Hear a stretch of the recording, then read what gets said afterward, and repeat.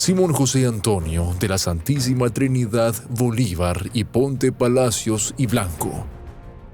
Un nombre extravagante para un hombre bastante extravagante. Era un héroe para muchos, pero un traidor a uno de los imperios más importantes que jamás haya existido en la Tierra. Simón Bolívar nació en la ciudad capital de la Capitanía General de Venezuela, Caracas, el 24 de julio de 1783. Desde su nacimiento, Simón ya era un alguien. Eran una de las familias criollas más ricas de toda América española, y por lo tanto, Simón tuvo un buen comienzo en la vida desde una perspectiva social. Aunque sus circunstancias familiares no eran ideales, marcadas por la muerte de su padre y la separación de sus hermanos durante su educación. El historiador John Lynch ha descrito en general su infancia como a la vez privilegiada y privada. El niño tuvo una educación razonable, aunque siempre un poco alborotadora.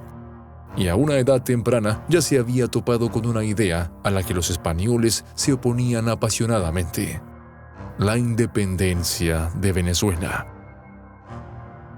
En 1797, el joven Simón Bolívar ya había comenzado a incursionar en el movimiento, hasta tal punto, de hecho, que lo llevó al exilio. Después de unirse a una milicia honoraria, el niño seguiría a su tío, Esteban Palacios y Blanco, a Madrid, donde se le dio la oportunidad de explorar no solo España, sino también, eventualmente, el virreinato de Nueva España. Sin embargo, este fue solo el comienzo de sus viajes mundanos, ya que pronto fue desterrado de Madrid después de una ola de agitación política que había enredado a su tío. Bolívar pasaría algún tiempo en Bilbao y París antes de que le permitieran regresar a Madrid y finalmente regresar a Caracas. Sin embargo, en 1803, Simón estaba de regreso en Europa, primero en Madrid y luego de regreso a París, después de que el conflicto con los británicos provocara que Madrid evacuara a todos los no residentes. Fue aquí donde Bolívar comenzó una vez más a pensar y ahora a discutir con otros la idea no solo de la independencia de Venezuela, sino de la libertad para toda la América española. Entonces llegó Napoleón. Simón Bolívar estaba al mismo tiempo intrigado y rechazado por el nuevo emperador de los franceses. Este último sentimiento finalmente lo venció y lo llevó a partir de París en la primavera de 1805. Su destino después de Francia era Italia, donde planeaba explorar desde Milán hasta Venecia, a Florencia y Roma. Estos viajes, juntos con los anteriores, ayudaron a ampliar el pensamiento de Bolívar y abrir su mente a nuevas ideas sobre soberanía, poder y lo que el futuro podría deparar para su propia patria. Fue en ese momento cuando decidió: iba a liberar a la América española, aunque hasta su último aliento fuera necesario. El primer paso del nuevo plan de Bolívar era, por supuesto, regresar a Venezuela. Sin embargo, la guerra en curso entre franceses, españoles y británicos hizo que fuera difícil salir, y Simón tardó hasta finales de 1806 en abordar finalmente un barco con destino a América, aunque era un barco estadounidense que partía de Alemania. Bolívar aterrizó así en Charleston, Carolina del Sur, y desde allí realizó algunos viajes notables por la costa este durante los siguientes 6 meses. Por fin dejaría Filadelfia para ir a Venezuela, donde esperaba establecer conexiones rápidas con sus compañeros partidarios de la independencia.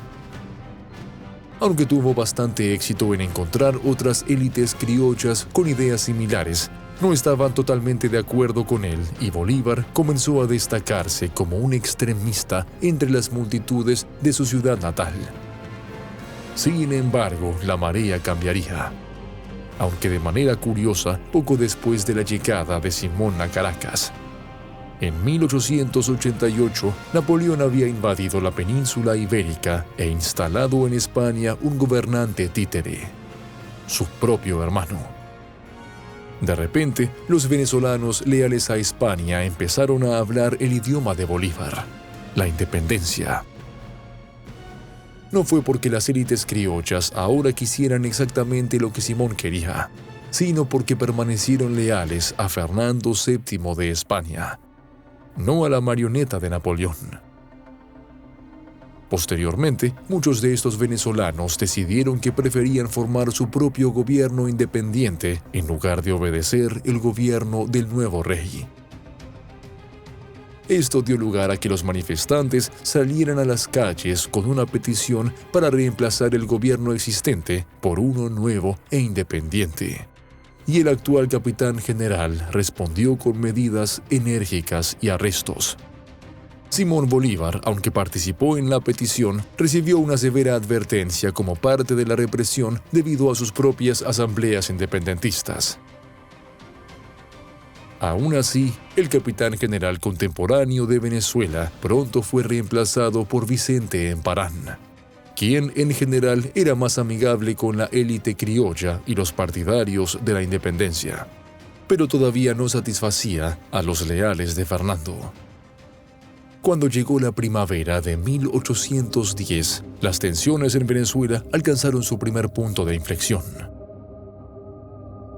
Vicente Emparán fue más amigable que su predecesor, pero no lo suficiente como para evitar ser derrocado por la élite criolla.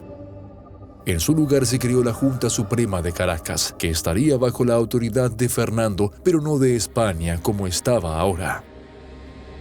Después de que esto ocurrió, Simón regresó de una breve ausencia e inmediatamente se unió al impulso independentista. Rápidamente se encontró en un buque de guerra británico como parte de una misión diplomática con el objetivo de obtener el apoyo de Gran Bretaña para el nuevo gobierno y la libertad de Venezuela. Al no haber logrado este objetivo, pero al menos haber convencido al veterano revolucionario Francisco de Miranda de regresar a casa, Bolívar regresó a Venezuela en diciembre de 1810. Al principio, ante las hostilidades de las provincias vecinas de Venezuela, tanto Bolívar como Miranda aceptaron la idea de una semisoberanía esencialmente. Libertad de España, pero no de Fernando. Sin embargo, esta fue una campaña de corta duración porque no pasaría mucho tiempo antes de que un agente español que se infiltrara en el recién formado Congreso quedara expuesto, llevando al límite a un número suficiente de partidarios de Fernando. El 5 de julio de 1811, Venezuela declaró oficialmente su completa independencia. Si bien a esta declaración le seguirían importantes conflictos e inestabilidad, Simón Bolívar ya había logrado uno de sus objetivos y estaba lejos de detenerse allí. Ni siquiera una derrota temporal de la República recién fundada pudo detener al ambicioso criollo, que comenzó a pedir ayuda a la Nueva Granada para retomar la Venezuela ocupada. Su persistencia aumentó mientras intentaba recuperar lo perdido, hasta el punto de que Bolívar declaró que todos los españoles en Sudamérica que no estuvieran de su lado debían ser exterminados. En octubre de 1813, Bolívar había recapturado y regresado nuevamente a su ciudad natal. Ahora aclamaba como el libertador. La Segunda República de Venezuela se estableció bajo su autoridad como dictador, pero aún así, este no fue el fin de sus objetivos. Poco después de ser declarado dictador, Bolívar sería exiliado de su Segunda República debido a los continuos enfrentamientos con la oposición y terminó encontrándose en Nueva Granada. Ingenioso como siempre, el Libertador pronto se posicionó como comandante de los ejércitos de Nueva Granada, donde ayudó a su nuevo país anfitrión a proteger su propia independencia. Lamentablemente para el astuto criollo, Nueva Granada correría un destino similar al de su propio hogar, lo que llevaría a Simón a huir una vez más. Jamaica fue el siguiente destino de Bolívar. Mientras estaba allí, un pirata venezolano, Renato Beluche, le pidió que se uniera a los republicanos exiliados en Haití, petición que él aceptó rápidamente.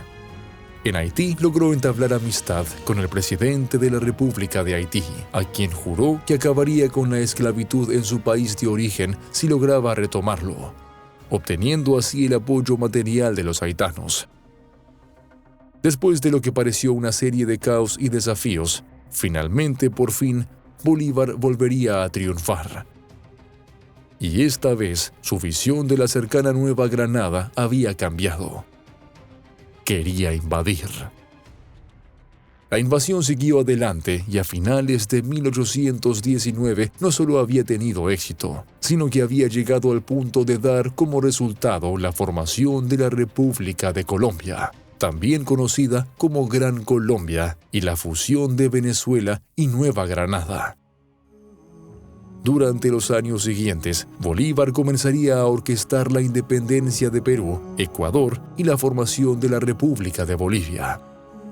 A partir de ahí, el libertador y ahora infame traidor al Imperio Español buscó solidificar a su propio gobierno y el poder general y la estabilidad de la Gran Colombia.